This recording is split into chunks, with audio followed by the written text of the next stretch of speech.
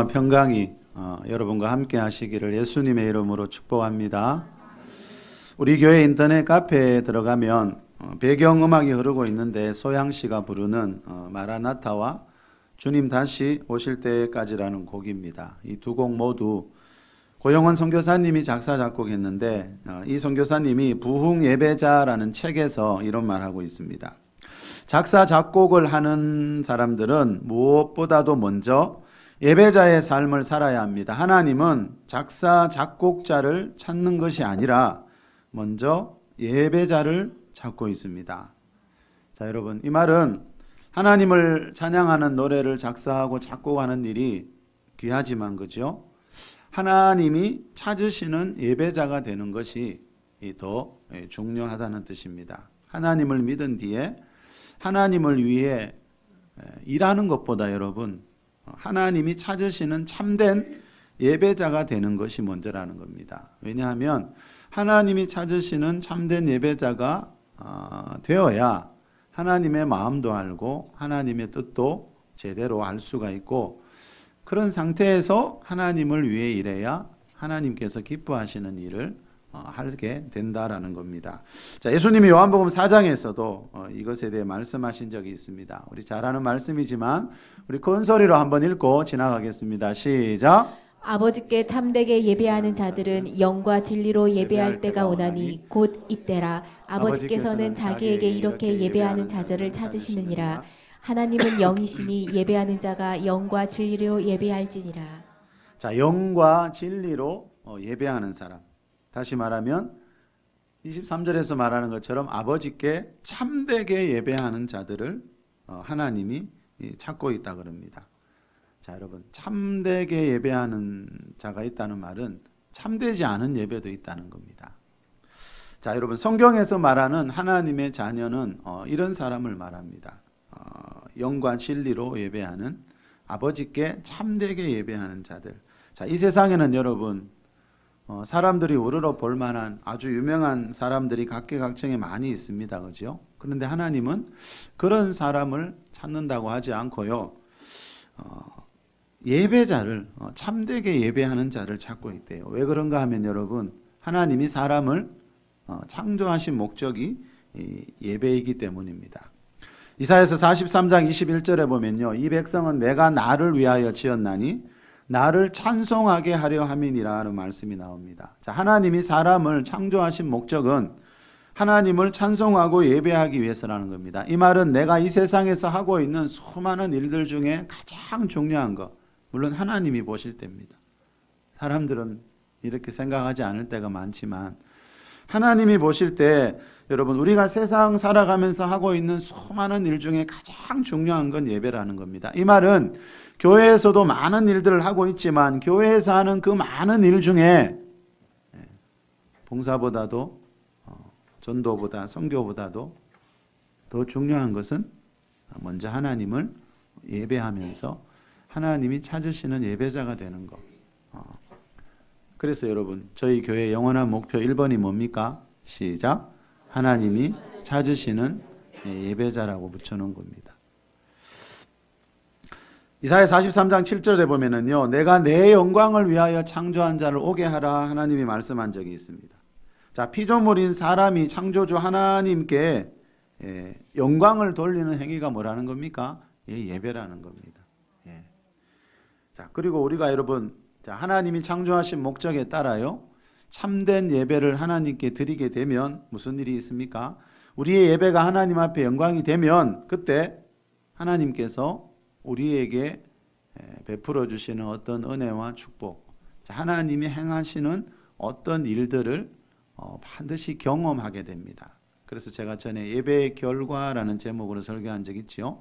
우리가 지금 드리고 있는 예배는 반드시 어떤 결과를 내 삶 가운데 가져옵니다.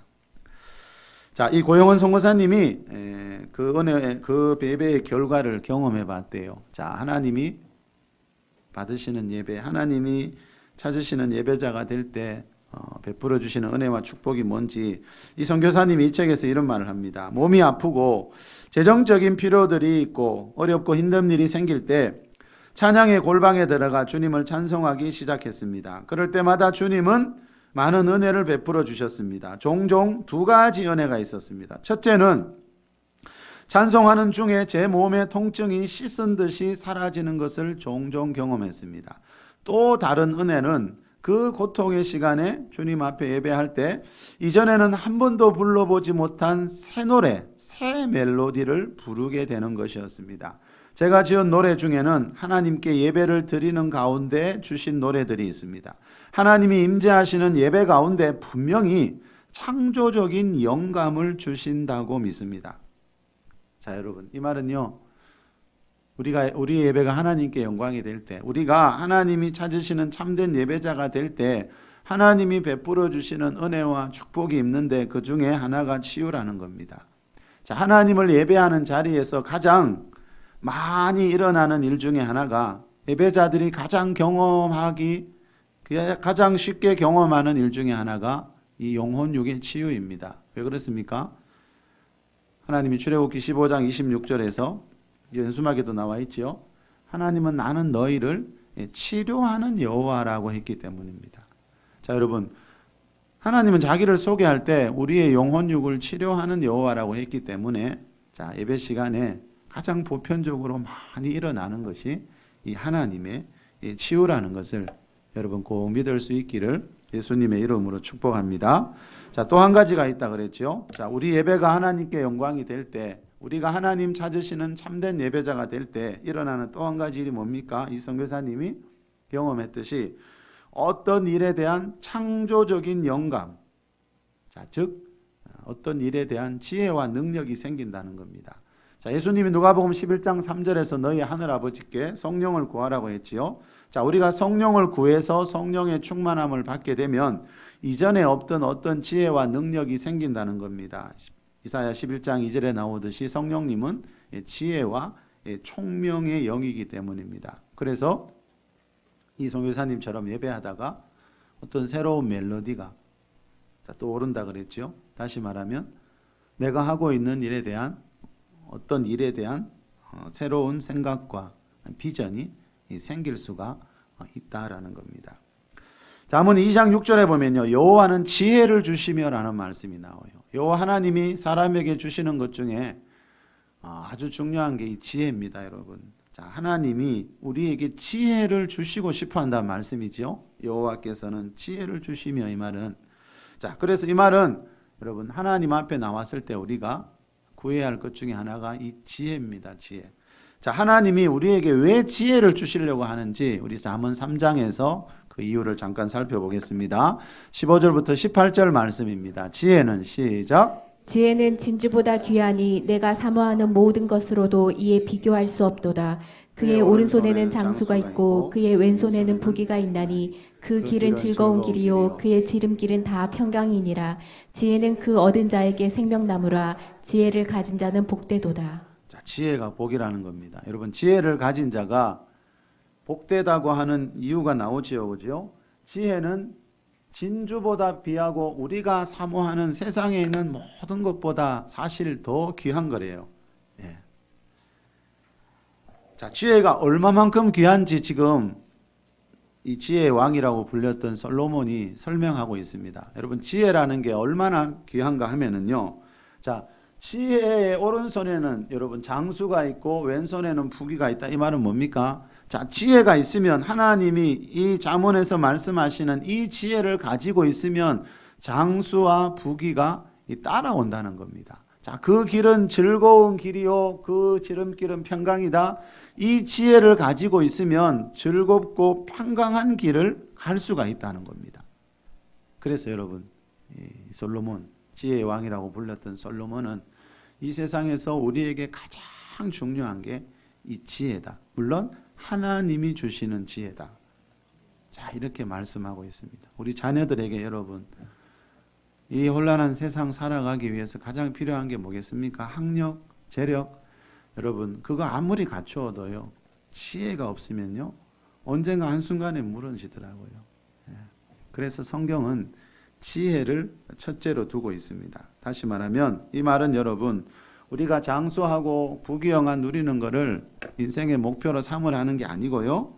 자, 하나님께 지혜를 구하고 하나님과 교제하면서 하나님 안에 있는 지혜를 구하고 세상 어떤 것보다도 하나님 안에 있는 지혜에 관심을 가지라는 거지요. 예배도 여러분 지혜롭게 드려야 됩니다. 예배에 대한 지혜가 반드시 필요합니다, 여러분. 왜 그렇습니까? 성경에 보니까 하나님이 모든 예배를 다 받으시지 않더라고요. 하나님이 받으시는 예배가 있고 받지 않는 예배가 있더라고요. 그래서 예배자들에게는 예배에 대한 지혜가 반드시 필요하다는 겁니다. 우리 창세기 4장의 아벨과 가인 이야기 잘 알잖아요. 아벨과 그 제물은 받으셨으나 가인과 그의 제물은 받지 않았대요. 가인은 예배에 대한 지혜가 없었어요. 하나님이 받지 않는 예배만 열심히 드렸어요. 자, 여러분, 예수님이 참되게 예배하는 자들이 있다 그랬죠. 좀 전에 읽은 말씀에. 자, 이 말은 참되지 않는 예배, 하나님께서 보실 때 받고 싶지 않은 예배가 있다는 거예요. 그래서 예배자들에게 지혜가 필요하고요. 하나님을 믿은 뒤에는 무엇보다 여러분 참된 예배가 뭔지, 참된 예배자가 되는 길, 오늘 설교 제목이지요. 참된 예배자가 되는 길이 어디에 있는지 이것을 반드시 알아야 된다는 거죠. 왜요? 하나님을 아무리 오래 믿어도 여러분 가인처럼 그죠? 내가 하나님이 찾으시는 참된 예배자가 아니라면 그 하나님하고 아무런 교제가 일어나지 않더라는 겁니다. 자, 우리 사도행전 7장으로 한번 가보겠습니다. 자, 참된 우리 예배자의 길이 어디에 있는지 우리 성경 말씀을 통해 잠시 살펴보겠습니다. 사도행전 7장 37절 8절 우리 큰 소리로 한번 읽어봅시다. 시작. 이스라엘 자손에 대하여 하나님이 너희 형제 가운데서 나와 같은 선지자를 세우리라 하던 자가 곧 이 모세라. 시내산에서 말하던 그 천사와 우리 조상들과 함께 광야 교회에 있었고 또 살아있는 말씀을 받아 우리에게 주던 자가 이 사람이라. 자, 여러분, 스데반 집사님이 성령으로 충만해서 순교하기 직전에 하신 말씀이죠. 자, 살아있는 말씀. 자, 살아있는 말씀이란 말이 38절에 나옵니다. 이 개역 성경에 보니까 이 살아있는 말씀이 생명의 도라고 전에 성경에는 번역되어 있었어요. 그리고 수yon 성경에 보면 생명의 말씀 이렇게 되어 있습니다. 자, 여러분, 37절 끝에 모세가 나오지요. 지금 모세 이야기를 합니다. 구약 그죠? 그리고 광야 교회라는 말이 나옵니다. 그죠? 자, 이 말은 뭡니까? 자, 광야 교회의 목회자였던 모세는 생명의 말씀을 받아서 하나님께 받아서 우리에게 주었던 사람이라는 겁니다. 자, 모세가 하나님께 받았던 말씀을 생명의 말씀, 생명의 도라고 하는 이유는요. 그 말씀이 우리에게 영원한 생명을 주시기 때문입니다. 자, 여러분, 우리는 하나님 대부분 예수님 믿는 걸 강조합니다. 근데 성경을 가만히 보세요. 믿는 사람들에게 하나님 말씀을 강조합니다. 이 두 가지 관점이 다 있어야 되는데 한쪽으로 치우쳐지면 큰일 납니다, 여러분. 믿기만 하면 다 된다? 아닙니다, 여러분. 하나님은 믿는 사람에게 생명의 말씀을 주십니다. 그 말씀이 왜 생명의 말씀입니까? 생명과 직결된 말씀이니까 영생의 말씀, 그래서 영생의 말씀이라 그럽니다. 자, 그런데 여러분 여기 광야 교회라는 말이 나오는데 모세 시대에는 교회라는 단어가 없었습니다. 교회라는 말이 없었습니다. 자, 광야 교회라는 말은 출애굽한 이스라엘 백성들의 그 광야 생활 40년에 대한 신약적인 표현입니다. 자, 다시 말하면 광야 교회는 신약 시대 모든 교회의 모형이라는 겁니다. 그래서 제가 전에도 강조했지요. 광야 교회 안에 저와 여러분의 인생이 다 들어 있습니다. 광야 교회 안에 신약 시대 교회 생활에 대한 모습이 다 들어 있습니다. 왜요? 구약은 신약의 모형입니다. 구약은 신약의 예표이기 때문에 구약 성경을 보면 신약 시대에 일어날 일들을 미리 가르쳐 주고 있다는 겁니다. 자, 광야 생활은 교회 생활이지요, 그죠? 자, 그래서 하나님이 모세에게 주셨던 이 생명의 말씀 안에는 교회에서 가장 중요한 문제인 예배에 대한 말씀이 분명히 있을 거라는 거죠. 자, 동물의 피로 드리는 제사법은 예수님이 십자가에서 피 흘리신 뒤에 여러분 사라졌지만요. 우리가 꼭 알아야 되는 거는요. 자, 모세가 받았던 그 생명의 말씀 안에는요. 십계명처럼 영원히 지켜야 하는 제사법에 대한 원리, 원칙에 대한 말씀들이 분명히 들어있을 거라는 겁니다. 자, 우리 마태복음 19장 먼저 한번 살펴봅시다. 16절에서 18절에 보면 어떤 사람과 예수님과의 대화가 나옵니다. 시작. 어떤 사람이 주께 와서 이르되 선생님이여 내가 무슨 선한 일을 하여야 영생을 얻으리까? 예수께서 이르시되 어찌하여 선한 일을 내게 묻느냐? 선한 이는 오직 한 분이시니라. 내가 생명에 들어가려면 계명들을 지키라. 이르되 어느 계명이니까? 예수께서 이르시되 살인하지 말라, 간음하지 말라, 도둑질하지 말라, 거짓 증언하지 말라. 자, 어떤 사람이 주께 와서 16절에 보니까 내가 어떻게 해서 영생을, 영원한 생명을 얻을 수 있습니까? 이렇게 묻습니다. 우리는 대부분 뭐라 그럽니까? 예수 믿기만 해라. 네.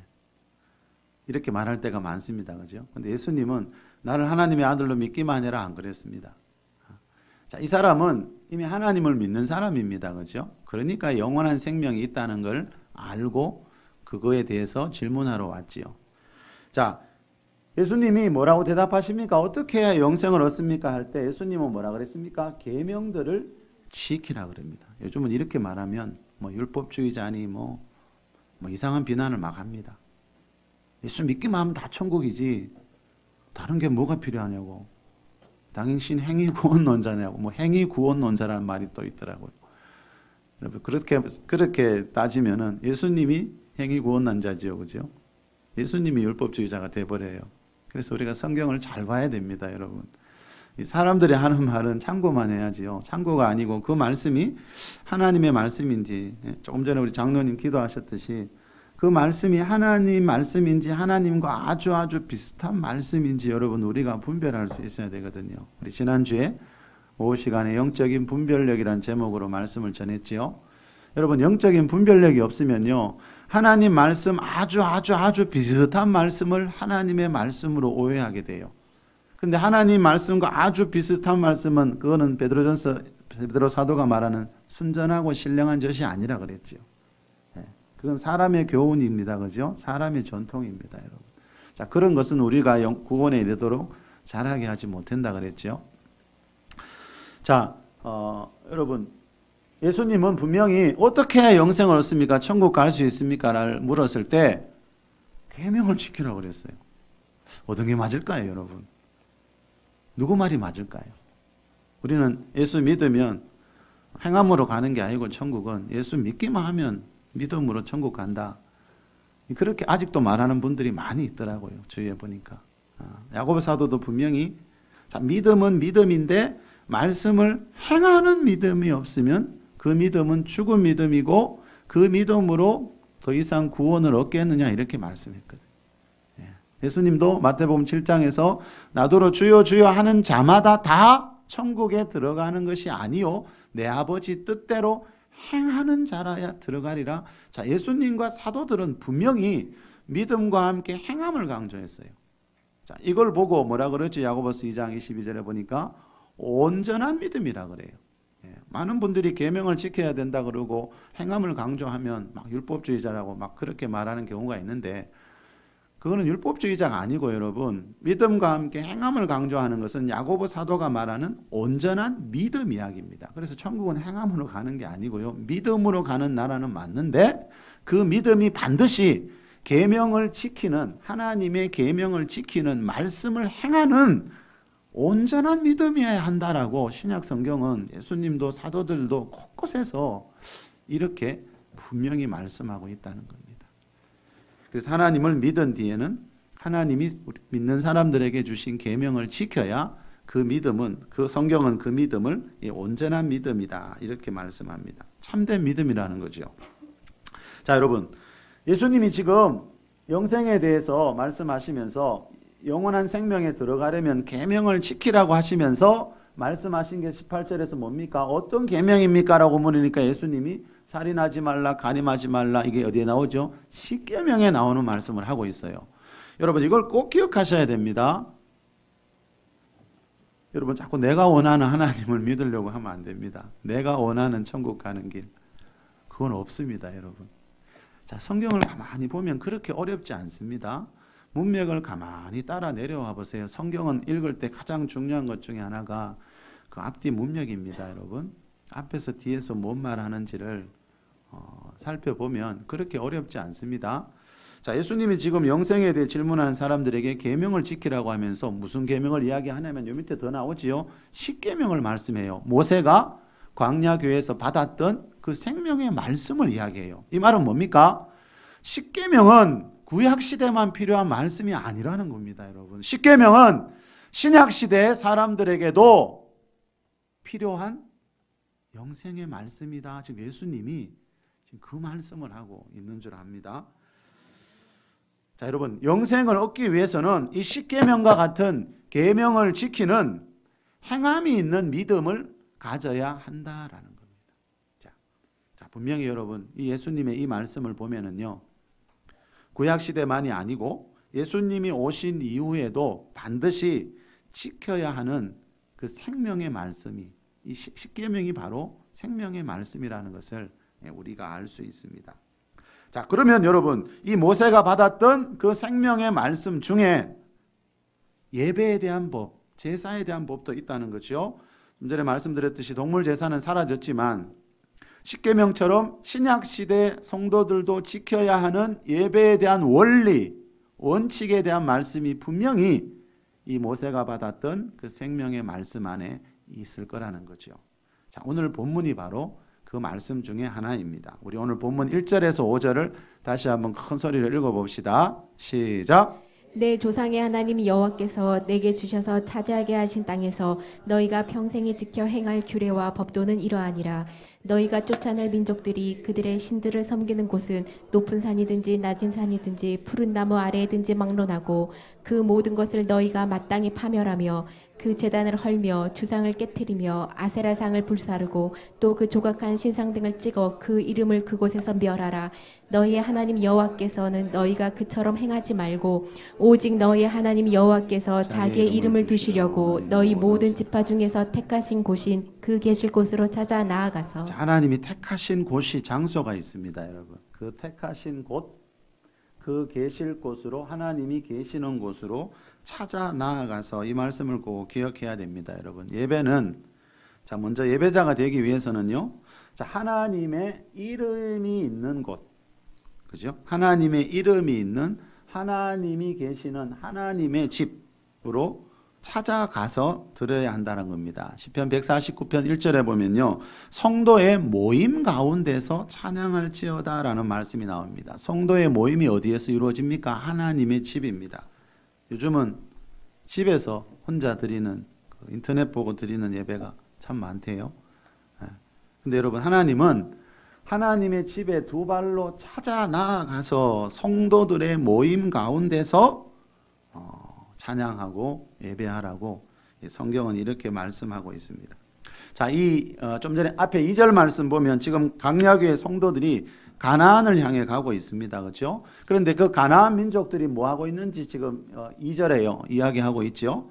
자, 가나안 사람들은 그들의 신을 섬길 때 높은 산이든지 낮은 산이든지 푸른 나무 아래든지, 이 말은 아무 곳에서나 제사를 드린다는 거예요. 그런데 4절에 너희는, 광야교회 성도들, 너희들은 광야교회 그 가나안에 들어가더라도 4절에 그렇게 하지 말고 어떻게 하라고요? 하나님의 이름을 두시려고 택하신 장소로 찾아 나아가서 그 장소에서, 그곳에서 예배를 드리라.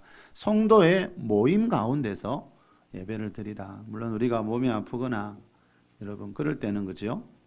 집에서 그렇게 드릴 수가 있겠지만, 자, 성경에서 말하는 예배의 원리는 이겁니다, 여러분. 하나님의 이름이 있는 하나님의 집에 두 발로 찾아 나아가서 예배하라는 겁니다. 자, 그리고 예배하러 갈 때, 자, 예배자들이 가지고 가야 될 게 있습니다. 우리 6절과 7절 말씀입니다. 본문 시작. 너희의 번제와 너희의 제물과 너희의 11조와 너희 손의 거제와 너희의 서원제와 낙헌 예물과 너희 소의 양의 처음 난 것들을 너희는 그리로 가져다가 드리고 거기 곧 너희의 하나님 여호와 앞에서 먹고 너희의 하나님 여호와께서 너희의 수고로 수고한 일에 복 주심으로 말미암아 너희와 너희의 가족이 즐거워할지니라. 자, 즐거워할지니라 그랬습니다. 근데 여러분, 이게 내 마음대로 됩니까? 자, 하나님이 뭐라 그럽니까? 하나님의 이름이 있는 하나님의 집에 와서 예배할 때 즐거워해라 그럽니다. 근데 여러분, 이 내 마음이 내 마음대로 즐거워집니까? 그렇지 않잖아요. 자, 이 말은 뭡니까? 하나님이 이 즐거움을 주시겠다는 뜻이지요. 예. 여러분, 하나님이 명하시는 대로 예배할 때, 자, 오늘 본문은 참된 예배자가 되는 길입니다. 하나님께서 이 모세를 통해 광야에게 주셨던 이 생명의 말씀 중에 예배의 원리에 대한 말씀들이 있습니다, 여러분. 그 말씀은 신약 십계명이 폐해지지 않았듯이 그런 말씀들은 폐해진 게 아닙니다. 율법에 있는 제사법, 그죠? 정결법 폐해진 것들이 있지만 율법이 다 폐해진 게 아닙니다, 여러분, 그죠? 그래서 예수님이 마태복음에서 나는 율법을 폐하러 온 것이 아니다. 자꾸 왜 예수님을 율법을 폐하러 온 자로 믿는지. 예수님이 아니라 그랬는데 그 말은 율법의 전부가 없어진 게 아니라는 겁니다, 여러분. 자, 여러분, 하나님이 하나님의 집에 와서 예배하는 자들에게 주시는 이 즐거움이 있다는 뜻입니다. 하나님이 명하시는 방법대로 예배할 때 말입니다. 바울이 로마서 14장 17절에서 말하는 성령 안에 있는 평강과 희락을 주시겠다는 거죠. 즐거움.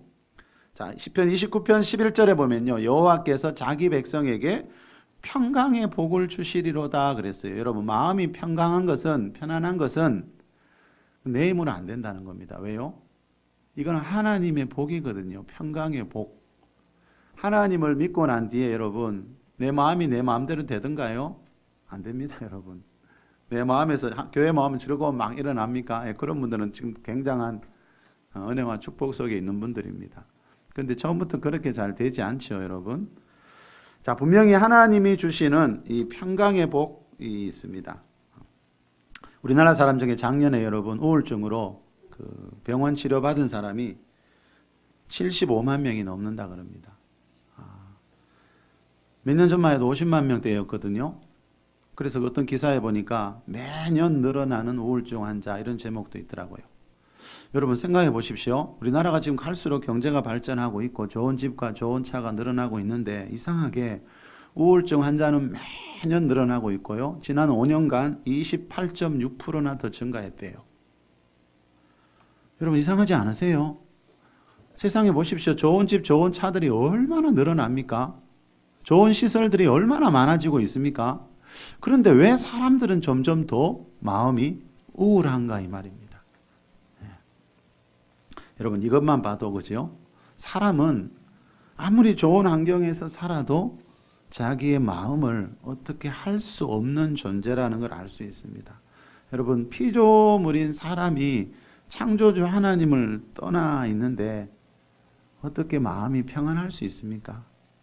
그런 일은 있을 수 없다는 겁니다. 좋은 차, 좋은 집에서 살 수는 있지만 여러분 그것이 마음의 평안을 보장해 주진 않습니다. 사람은 자기 생명의 근본, 그죠? 자기 생명이 어디에서 와서 어디로 가는지를 모르는 상태에서는 이 평안이라는 복은 없다는 겁니다. 자, 여러분 평강의 복이라 그랬습니다. 하나님이 자기 백성에게 그랬죠. 이 세상에는 안타깝게도 여러분 하나님이 보실 때 자기 백성이 있고 자기 백성이 아닌 사람이 있습니다. 자, 하나님의 백성이 될 때 하나님께서 주시는 복 중에 하나가 이 평강의 복, 성령 안에 있는 의와 평강과 희락입니다. 자, 하나님이 찾으시는 참된 예배자가 될 때 여러분, 그죠? 성령의 임재 안에서 경험하게 되는 것이 바로 이 평강과 희락이라는 겁니다. 우리 6절 한 번 더 읽어봅시다. 방금 읽었던 6절 말씀 시작. 너희의 변제와 너희의 제물과 너희의 11조와 너희 손의 거제와 너희의 서원제와 낙헌 예물과 너희 소와 양의 처음 난 것들을 너희는 그리로 가져다가 드리고 그리로 갈 때 그죠? 하나님의 날에 하나님의 이름이 있는 성도들의 모임이 있는 자 그곳으로 갈 때 가져가야 할 게 있습니다. 자 여러분 이걸 잘 보셔야 됩니다. 자 광야교회 성도들이 하나님께 제사 드릴 때 준비해야 될 제물들이 있다는 겁니다. 자기 제물은 자기가 바쳐야 됩니다. 그렇죠? 자, 번제와 11조, 거제, 서원제, 낙헌 예물, 소와 양의 처음 난 것, 첫 것. 자, 아벨이 드렸던 첫 것. 자, 이렇게 하나님께 드려야 할 다양한 제물들이 있습니다. 말라기 3장 8절에 보면 이것을 통틀어서 한마디로 11조와 봉헌물 이렇게 말합니다. 자, 하나님께 드리는 제물 중에 가장 중요한 건 11조입니다. 그리고 나머지 예물을 봉헌물이다 이렇게 표현합니다. 레위기 27장 30절에 보면은요, 그 땅의 10분의 1, 곧 그 땅의 곡식이나 나무의 열매는 그 10분의 1은 여호와의 것이니 여호와의 성물이라. 내 땅에서 내가 농사지어 내가 거뒀는데, 여러분 10분의 1은 하나님이 내 것이래요. 내 성물이래요. 여기서 많은 분들이 이제 부딪힙니다. 그죠? 이 벽을 참 넘기가 어렵고 그 용어가 참 많죠. 자, 여러분 분명히 내 땅에 있는 거잖아요. 그 땅의 10분의 그 땅의 곡식 나무 열매는 내가 힘써 여러분 내가 애써서 농사해서 지은 거거든요. 그런데 하나님은 그 10분의 1은 여호와의 것이니 여호와께 바쳐야 될 성물 거룩한 물건이니까 너희들이 그걸로 먹고 마시지 말라 그래요. 자, 그 이유가 뭘까요, 여러분? 자, 여러분 이 말은요, 우리가 이 땅에서 얻는 모든 소득이 생길 때마다 그 땅의 주인이고 우리 생명의 주인이신 하나님을 생각하라는 거지요. 우리는 어떤 수입이 생길 때 이걸로 뭘 하지? 이게 아니고 여러분, 그거는 세상 사람들의 삶이고요. 그 땅의 모든 소득 중에 10분의 1이 내 거라는 말은 그 소득이 생길 때마다 하나님을 기억하고 생명의 주인 되시는 그 하나님의 것을 구별하라는 거죠. 자, 그 이유는 하나님이 창조주이고 하나님이 우리 생명의 우리 모든 것의 주인이기 때문에 그렇게 말씀하시는 겁니다. 며칠 전에 제가 어느 종합병원을 다녀왔습니다. 그곳에 가보니까요, 먹지도 못하고 일어나 걷지도 못하는 수많은 사람들이 누워 있었습니다. 여러분, 주일날 이렇게 하나님의 집을 찾아 나오는 것을 세상 사람들은 여러분 우연이고 재수가 좋아서 이렇게 말할 수 있지만, 여러분 우리가 지금 이렇게 건강한 몸으로 예배하고 있는 것은 성경은 하나님의 은혜고 섭리라고 말합니다. 성경에서 말하는 신앙 고백 중에 하나는요, 지금 내가 누리고 있는 이 모든 것들이 하나님께로부터 왔다는 거예요. 운이 좋아서 재수가 좋아서 내가 지금 이렇게 건강하게 하루하루를 살아가고 있는 게 아니라는 거죠. 역대상 29장 14절에 보면 다윗이 그때 성전 건축 헌금을 하면서 이렇게 말한 적이 있습니다. 나와 내 백성이 무엇이기에 이처럼 즐거운 마음으로 드릴 힘이 있었나이까? 모든 것이 주께로 말미암아 싸우니 우리가 주의 손에서 받은 것으로 주께 드렸을 뿐이니이다. 여러분, 성전 건축 헌금은 해보신 분들 아시지만 다른 헌금 다 하면서 또 특별한 때에 특별하게 드리는 헌금이에요. 부담이 엄청 될 것 같은데 다윗과 백성들은 즐거운 마음으로 이 예물을 드렸대요. 그 이유가 뭘까요, 여러분? 다윗의 고백에 나왔잖아요.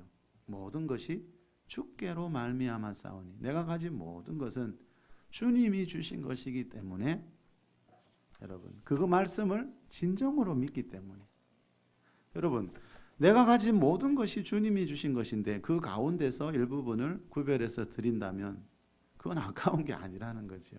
그래서 다윗은 즐거운 마음으로 뭐를요? 건축 헌금까지요.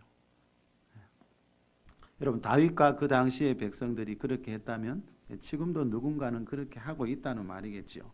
지금 내가 가지고 있는 여러분 직업, 내가 가지고 있는 자녀, 내게 주신 건강, 재물, 여러분 이런 것들이 정말 주님이 주신 것이라고 믿게 된다면 헌금하다가 시험에 드는 일은 없겠지요.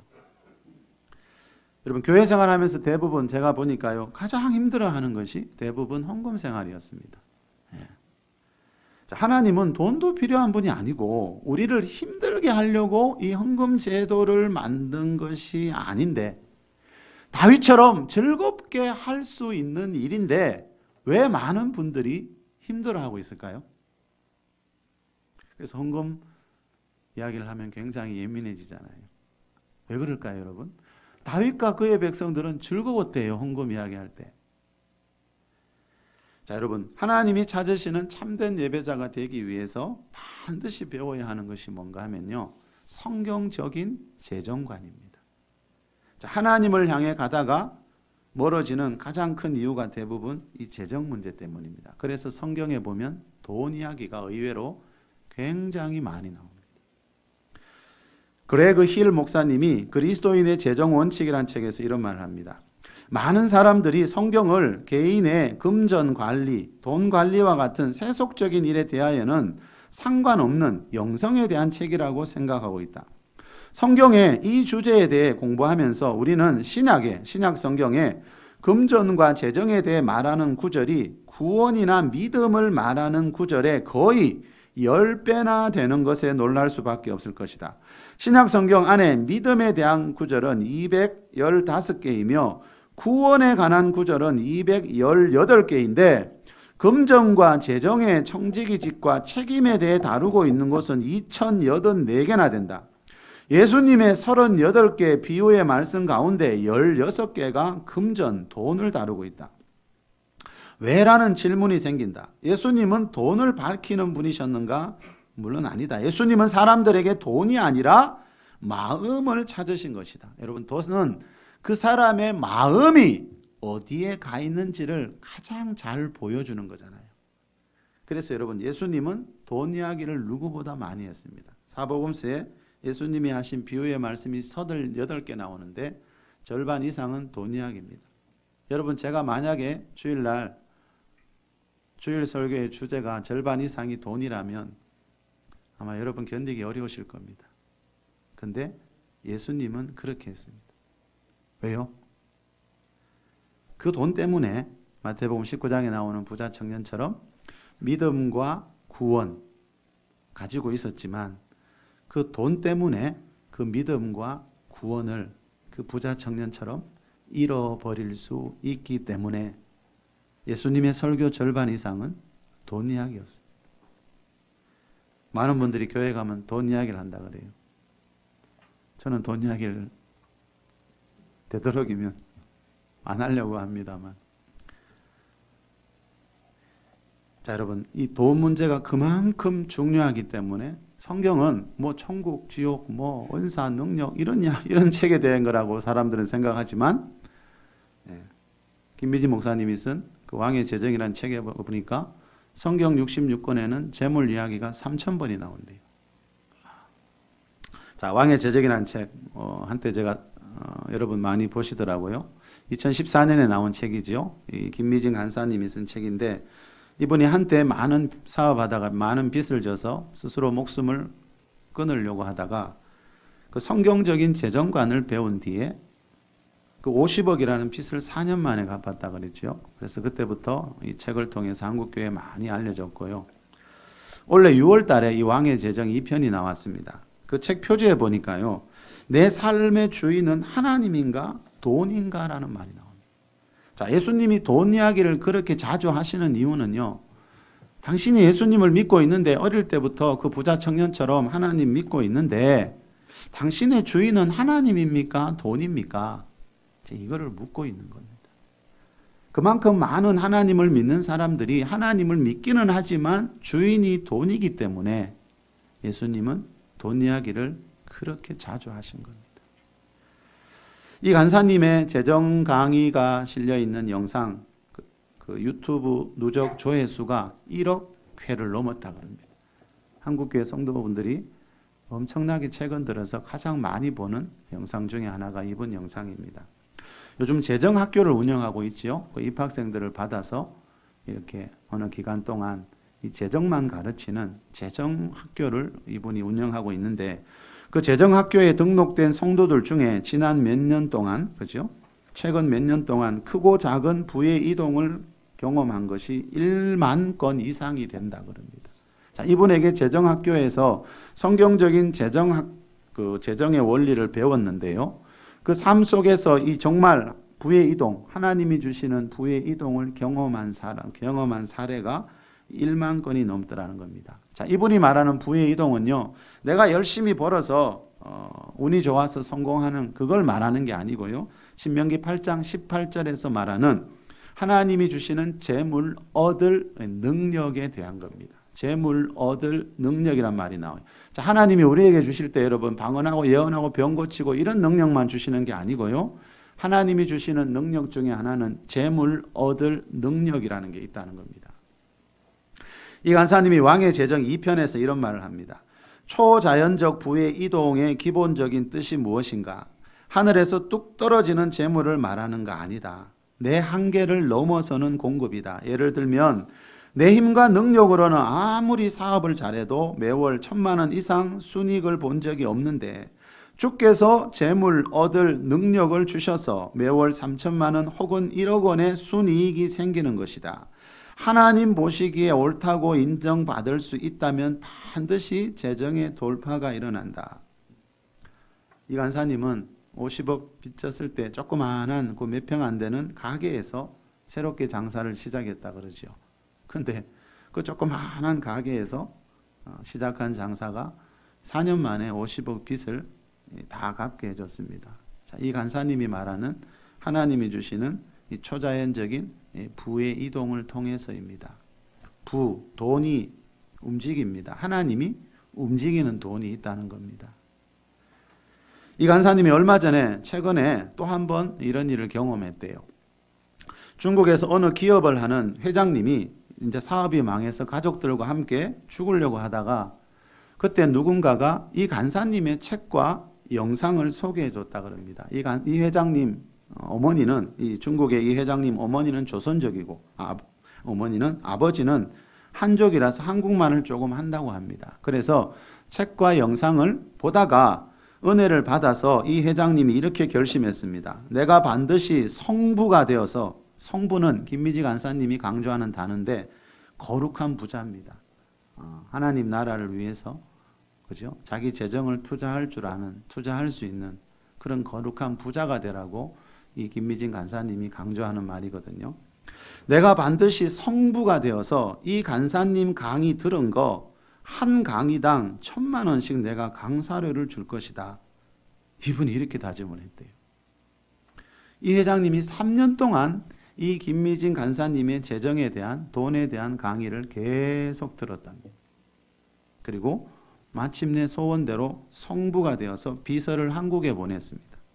그래서 이 간사님에게 보내서 강의료를 줬는데 건물로 줬다고 합니다. 그 건물 값이 150억 정도라 그럽니다. 이 간사님은 그 150억이라는 돈을 자기에게 성경적인 재정관을 가르쳐준 목사님에게 드리고 그 목사님은 그 돈으로 3만 평의 땅을 구입해서 지금 새로운 하나님의 일을 하고 있습니다. 자, 이렇게 여러분 하나님의 은혜 아니고는 설명할 수 없는 초자연적인 부의 이동이 있습니다. 제가 16년 전에 이 교회에 처음 부임했을 때 작년과 비교하면 우리 교회 재정이 작년에 16년 전보다 한 8배 정도 증가했습니다. 저는 이것도 하나님이 주시는 부의 이동 중에 하나라고 분명히 믿고 있습니다. 하나님이 우리 교회를 통해서 하실 일이 있어서 이곳에 재정을 주신다고 저는 믿고 있습니다. 오늘 주보에 보면 나오지만 이달부터 우리 교회가 후원하는 곳이 하나 더 생겼습니다. 아시는 분들은 아시겠지만 우리 교회 형편이 지금 남아서 넉넉해서 하는 게 아니라 자, 하나님 나라는 여러분 거두기 전에 먼저 씨를 심어야 되기 때문에 그래서 여러분 정말 여러분이 지금 재정이 어려우면 먼저 심어야 합니다. 그래야 하나님이 하시는 일을 볼 수가 있습니다. 자, 여러분 제가 장로님들하고 의논해서 이렇게 후원하는 것을 한 번 더 늘린 이유는 하나님이 앞으로 우리 교회에 또 다른 차원의 부의 이동을 주실 거라는 걸 믿기 때문에 우리가 넉넉하지 않은 형편이지만 그래도 우리보다 더 어려운 것을 돕고 싶어서 그렇게 결정을 했습니다. 여러분 무슨 말인가 하면 분명히 지금도 여러분 크고 작은 부의 이동들이 교회 안에서 성도들의 가정 안에서 많이 일어나고 있다는 겁니다. 왜냐하면 잠언 22장 4절에 보면 겸손과 여호와를 경외함의 보상은 재물과 영광과 생명이니라. 보상, 하나님은 보상이 철저한 분. 하나님은 상과 벌이 철저한 분입니다. 그래서 신명기 28장 보십시오, 여러분. 너희가 순종하면 이렇게 되고 순종하지 않으면 이렇게 되고, 그리고 인생의 마지막 날 천국과 지옥이 있고, 이 하나님은 보상에 철저합니다, 여러분. 그래서 우리가 무엇으로 심든지 반드시 거두리라 사도 바울이 말씀했죠. 그래서 여러분, 재정의 복을 정말로 믿는다면 내가 그 재정의 씨앗을 먼저 심어야 한다라는 거죠. 자, 여러분, 재물의 복 이야기한다고 다 기복주의가 아닙니다. 겸손과 여호와를 경외함의 보상은 재물과 영광과 생명, 영원한 생명이라. 자, 영원한 생명 전에 뭐가 있습니까? 재물이 있습니다, 여러분. 우리가 하나님 앞에 겸손하기만 해도 이 재물의 복이 온대요. 여호와를 경외하는 자에게 주시는 보상이 있는데 그 중에 하나가 이 재물입니다, 여러분. 요즘은 돈 이야기하면 자꾸 기복주의라 그래서 교회에서 그것도 자꾸 못한다 하더라고요, 많은 분들이. 여러분, 기복주의하고 하나님이 주시는 복 중에 하나인 그 재물의 복하고 이걸 우리가 분별할 수 있겠지요, 그죠? 자, 여러분, 다시 말하면 하나님을 경외함의 보상, 하나님을 바르게 경외하는 자들, 참되게 경외하는 자들, 하나님이 찾으시는 예배자가 될 때 누구나 경험하게 되는 이 재물의 복이 있다는 거죠. 자, 이 재물의 복을 경험하기 위해서 여러분, 교회는 교회대로, 성도는 성도대로 하나님을 바르게 섬겨야 되고요. 다시 말하면 성경적인 재정관을 가지고 있어야 된다는 거죠. 이 김미진 간사님이 그 재정학교에서 가르치는 건 다른 게 아니고요. 돈 버는 방법, 기술이 아니더라고요. 제가 알기로. 성경적인 재정관을 가지고 있으면 하나님이 그 사람에게 재정의 기름을 붓는다는 결국 그 이야기를 하고 있더라고요. 자, 그리고 이 성경적인 재정관은 여러분, 하나님의 것을 하나님께 드리는 것에서 시작합니다. 너희가 그리로 가져가야 할 게 있는데 하나님이 명하시는 대로, 우리 오후 설교 제목이 하나님께서 명하시는 대로입니다. 예배는 여러분, 내가 원하는 스타일이 아니고요.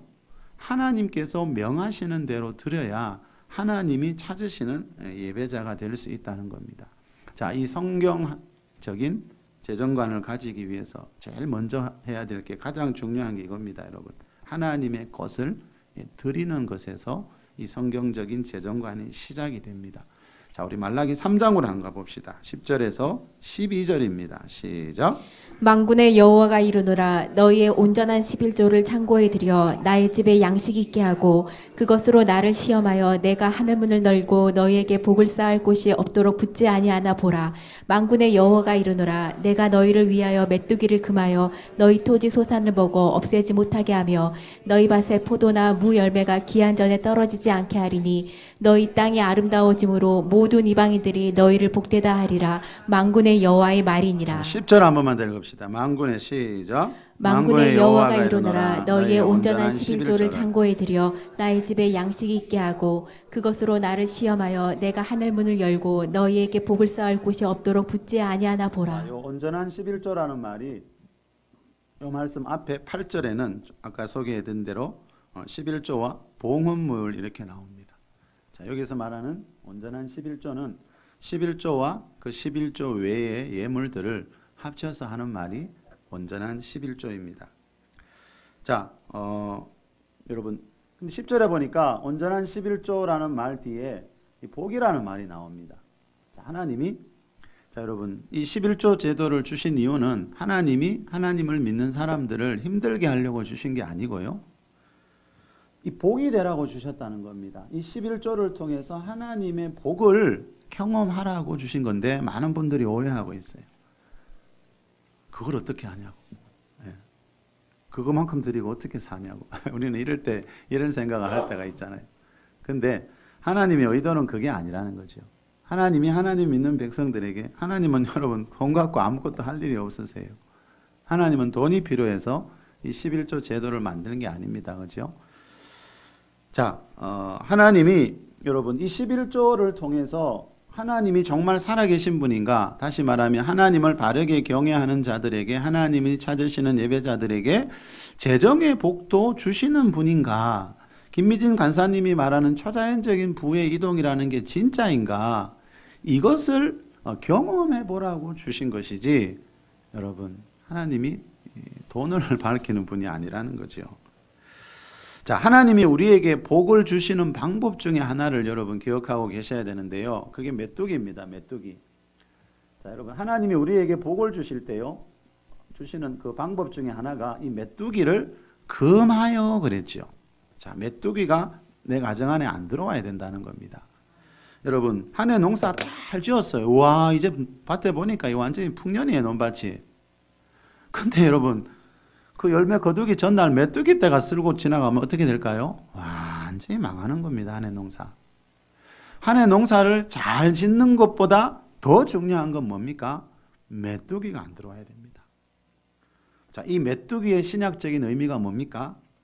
가난과 질병과 사고와 사건 이런 것들입니다. 김미진 간사님이 왕의 제정 1편에서 이 메뚜기 이야기를 하고 있습니다. 재정에 있어 심을 씨에 해당하는 것이 11조이다. 11조를 하나님의 성전에 심으라는 것이다. 11조를 심는 사람들에게 약속하시기를 메뚜기를 금하고 보호해 주신다는 거다. 농사를 지을 때 메뚜기 때가 오면 그 농사를 망친다. 아무것도 남는 게 없다. 11조를 심게 되면 메뚜기 떼를 금해서 우리의 재물이 엉뚱하게 나가는 것을 지켜주시겠다고 한다. 우리의 삶에서 메뚜기 떼가 오는 게 무슨 말인가? 예기치 못한 곳으로 재물이 줄줄 새 나가는 걸 말한다. 건강 문제 때문에 병원에 가져다 주기도 하고 사건 사고 등으로 예기치 못한 곳으로 나가버려서 재물이 모이지 않는 게 재물의 메뚜기 떼가 온 것이다. 이 말은 여러분 우리가 11조 안 하면 그만큼 더 풍족하게 사는 게 아니고 그죠? 더 어려운 일들이 생긴다는 거죠. 메뚜기 떼가 우리 가정을 휩쓸고 지나가면 여러분 온갖 후유증이 다 일어나게 된다는 거죠. 그래서 11조는 여러분 보호막입니다. 메뚜기 떼가 마귀가 보내는 메뚜기 떼가 들어오지 못하도록 막아주는 보호막이지. 그리고 여러분 하나님 나라 위에서 그 재정의 씨앗을 심었으면 반드시 거두는 날이 오게 되지 하나님께 드리는 것은 절대로 사라지는 것이 아닙니다. 말씀을 맺겠습니다. 여러분 재정 설교를 오랜만에 해봐서 어떻게 해야 여러분들이 정말 하나님 말씀을 말씀 그대로 믿을 수 있을까 참 고민을 했습니다. 여러분 하나님이 찾으시는 참된 예배자가 되기 위해서는요, 먼저는요 하나님의 나라에 성도들의 모임이 있는 하나님의 집으로 찾아 나아가야 합니다. 찾아 나아갈 때 지난 한 달 동안 한 주 동안 하나님이 베풀어 주신 은혜를 생각하면서 다윗과 그 백성처럼 즐거운 마음으로 구별한 예물을 가지고 나아가야 한다라는 겁니다. 말라기 1장 11절에 보면 하나님이 이렇게 이거는 예언의 말씀인데요. 만군의 여호와가 이르노라 해 뜨는 곳에서부터 해 지는 곳까지의 이방 민족 중에서 내 이름이 크게 될 것이다. 자, 여러분 구약 시대에는요. 유대인들만 하나님 믿었지 이방 민족 중에서 하나님의 이름이 크게 된 적이 없습니다. 이 말은 뭡니까? 신약 시대를 향한 우리 시대를 향한 예언의 말씀이었다는 겁니다. 말라기 선지자가 신약 시대를 향한 예언의 말씀을 받아서 기록한 거예요. 방금 읽어드린 이 말씀 바로 뒤에 뭐가 나오나 하면은요. 각 처에서 내 이름을 위하여 분향하며 깨끗한 제물을 드리리니. 자, 이걸 신약적인 의미로 번역하면 이 세상 곳곳에서 예배하면서 그 예배자들이 깨끗한 헌금을 하나님께 드리는 날이 올 것이다. 자, 여러분 구약 시대의 말라기서를 특히 읽어보면 구약 성경의 마지막 책이 말라기지요. 하나님이 말라기 선지자에게 말씀을 주신 이후에 세례 요한이 나타날 때까지 400년 동안 인류를 향해 말씀하지 않았어요. 이 말라기 시대에 이스라엘 백성들의 삶이 그만큼 기가 막혔습니다. 여러분 우리는 어떨 때 말하기 싫으세요? 기가 막힐 때. 하나님도 똑같습니다. 여러분. 그 당시에 이스라엘 백성들이 하나님께 저는 거 병든 것을 드리고요. 하나님의 것을 하나님께 드리지 않고요. 그래서 하나님이 너무너무 힘드셔서 400년 동안 말씀하지 않더라고요. 자, 여러분 구약시대 이스라엘 백성들이 더러운 제물을 너무 많이 드려서 하나님 마음에 상처가 생겼어요. 그래서 구약의 마지막 책에서 예언하시는 겁니다. 신약 시대가 오면 다윗과 그 백성들처럼 즐거운 마음으로 깨끗한 제물을 드리는 참된 예배자들이 일어나게 될 것이다. 저와 여러분이 이 예언의 주인공들이 될 수 있기를 바랍니다. 그래서 하나님이 주시는 초자연적인 부의 이동이 뭔지 그것을 경험하는 하나님 나라의 성부들이 될 수 있기를 예수 그리스도 이름으로 축복합니다.